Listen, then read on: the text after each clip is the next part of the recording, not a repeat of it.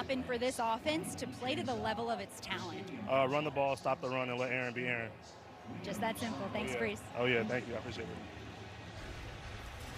All right, what a night it is in the greater New York area. As you look at the standings, Texans are running away. Not only are they 2 games in front of the Colts, they've beaten them twice already, so they own the tiebreak.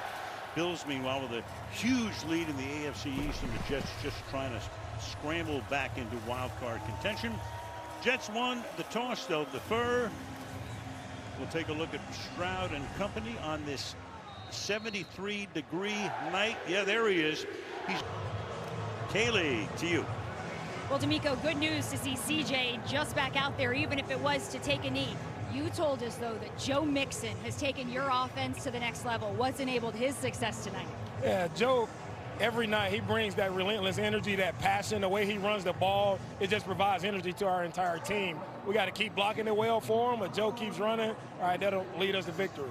What has been the key for your defense making Aaron Rodgers' night so difficult? Well, it's our corners covering, right? Stingley, Lassiter, Petrie, all the way our guys are covering right now has been unbelievable, right? So I'm really proud of the way they're covering. We have to keep rushing up front. We keep covering their right way, we'll be in a good spot. Thanks, D'Amico. Thank you.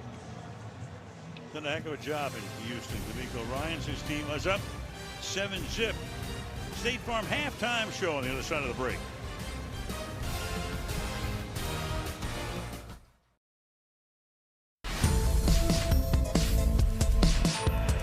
Welcome to the State Farm halftime show.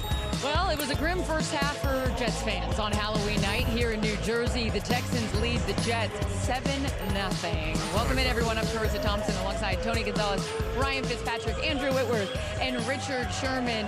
Well, the game should be 7-7.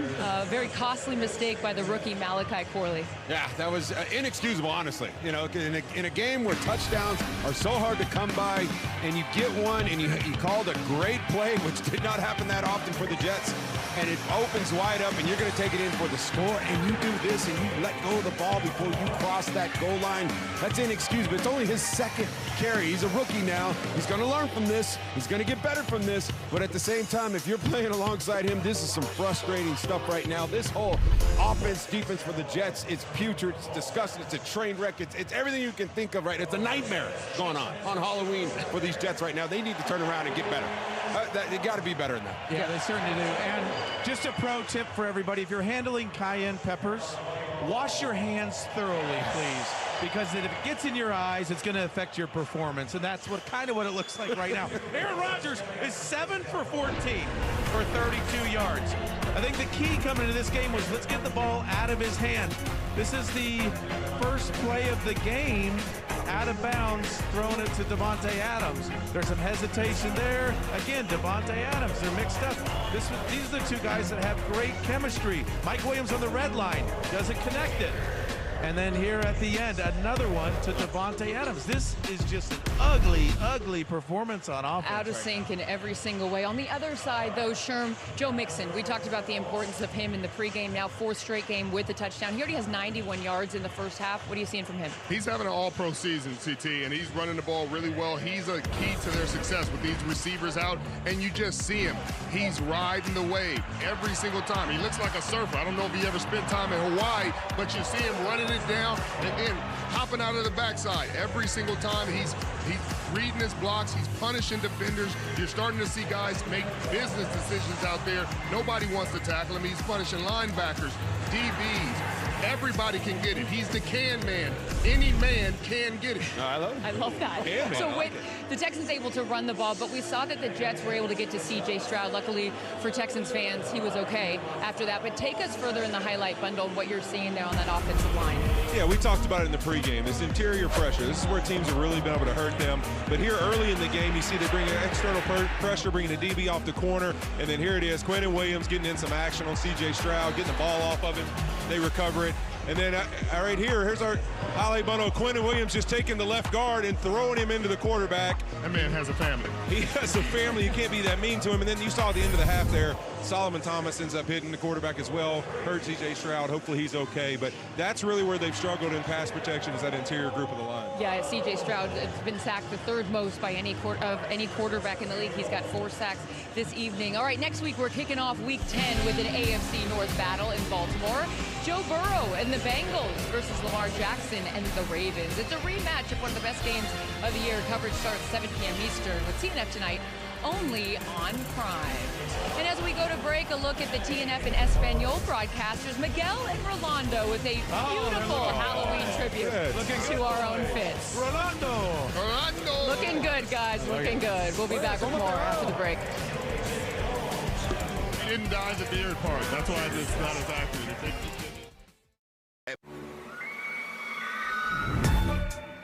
I'll tell you one costume that was scary was Freddy Krueger's. The Incredible Hulk. I used to love like dressing up and just smashing things. And I had my little Spider-Man suit. I was a fry. I think my sister was a hash brown. When I dressed up as Michael Jackson, you know, I had the haircut, the glove, you know, the red arm, all that.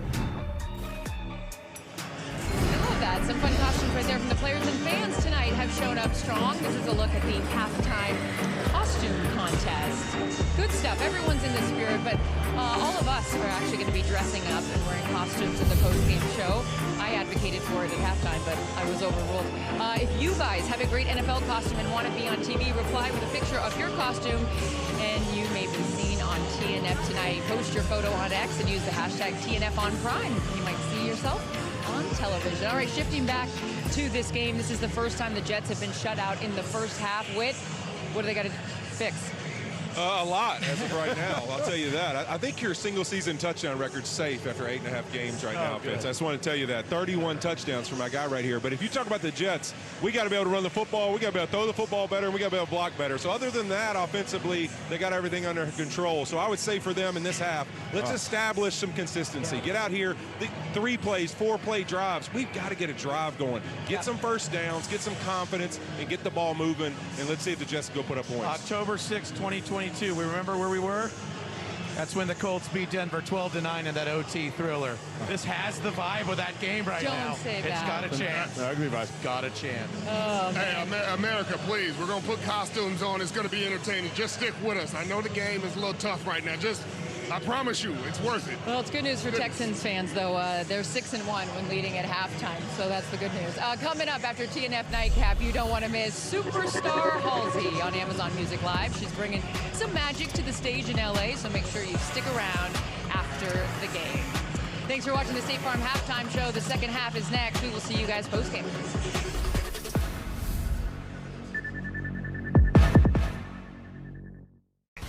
This broadcast is copyrighted by NFL Productions for the private use of our audience. Any other use of this broadcast or any pictures, descriptions, or accounts of the game without the consent of NFL Productions is prohibited. Week 9 of the NFL season continues Sunday on CBS and Fox, followed by Sunday Night Football as the Colts face the Vikings on NBC.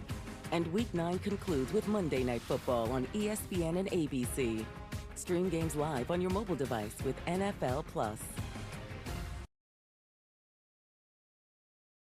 Tonight's first half highlights are brought to you by iPhone. Week 9 marks the halfway point of the NFL season, and it's the New York Jets take the field.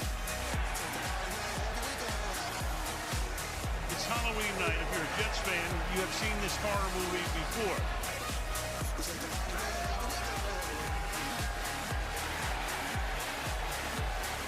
Give it to Mixon. Goes in for the touchdown. And time to start the second half. At the Meadowlands, Houston on top 7-0 as we start week 9 of the season. 98-yard touchdown drive for the Texans, their longest since 2020. First time in the last 88 games, 100 or more rushing yards in the first half. Thank you, Joe Mixon. And for Aaron Rodgers, 7 out of 14, 32 yards. No truth to the rumor that in the Jets locker room at halftime they were playing Hello Darkness, My Old Friend. Just wanted to dispel that rumor. Fake news. Fake news. In case you're wondering. That was a tough half. Very. Well, Brick, your offensive struggles continue. What will it take to get points on the board? Yeah, we got to eliminate the first and second down just mistakes, whether it's penalties or execution. Got to clean it up so that third down is manageable, and we'll get after these guys. A mental mistake by Malachi Corley on the goal line, costly. How was that addressed at halftime? Yeah, it's unacceptable, and he knows that. He'll learn from that and grow from that, and I got a feeling he's going to make up for it. Thanks, Coach. All right, thank you. Aaron is very smart. I mean, obviously, whatever you think of him, he's a polarizing figure. We know that. But he's a very well-read guy, very smart, and is very convincing. I mean, I'm sitting there going, wait a second. They can't run the table, and then he makes you think they can. Yeah, by the time we're done, we're like, he makes a good point. They got a shot. If they can win Thursday, man, who knows? Off you go into the wild blue yonder. So, who knows? This is the end of the game. 3-touchdown game for him. Big night. What a play by Wilson in the end zone. Let's not forget with the Texans, 6-3, we put up their standings in their division. They get Nico Collins back. Yep. Chance to kind of catch their breath. Kind of a mini bye, get healthy, and get back to work. They're still going to be in great shape and a team to deal with in the AFC. They got Detroit coming up. Yeah, big one. In a week and a half. So Albrecht gets his first win. I'm sure he'll get a game ball in the locker room. Final score 21-13. Don't go anywhere. Carissa and the guys wrap things up on the JCPenney post-game show next.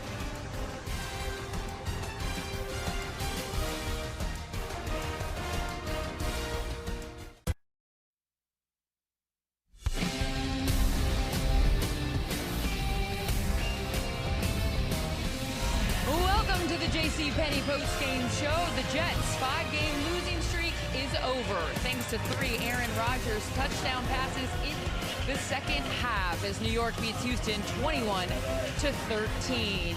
Jets fans, stick around. Aaron Rodgers will join us at the desk here in just a little bit. I'm Carissa Thompson alongside Tony Gonzalez, Ryan Fitzpatrick, Andrew Whitworth, and Richard Sherman. So Fitz, what's your headline in this one?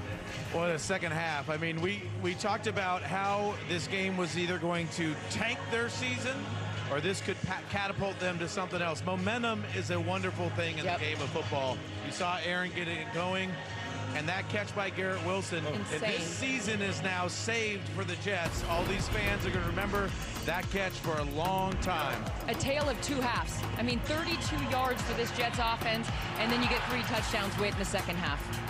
Yeah, I mean, you look at it. We sat here at halftime. We were pretty down about both sides of football, really, both teams. But to look at how they came back and did this, we said it. I mean, I sat there and tell Tony after they missed that field goal for the half, one of these two teams is good enough that somebody's about to make a move and win this game. And it was the Jets, and that's what you want to see. But we fell for this last time. Can they sustain it?